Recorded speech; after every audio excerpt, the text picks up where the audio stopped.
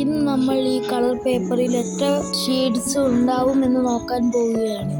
ഇതിൽ കാണിക്കുന്നത് 100 ഷെയ്ഡ്സ് ഉണ്ടാകുമെന്നാണ്. അപ്പോൾ നമുക്ക് എണ്ണി തുടങ്ങിയാലോ? അതിനു മുമ്പ് ഈ വീഡിയോക്ക് 2K ലൈക്ക് കിട്ടുകയാണെങ്കിൽ ഈ ഒരു ബണ്ടിൽ ഫുള്ള് ഞാൻ എണ്ണും. ഇതിൽ 500 പേപ്പർ ഉണ്ട് എന്നാണ് പറയുന്നത്. ഓക്കെ, അപ്പോൾ നമുക്ക് എണ്ണി തുടങ്ങാം.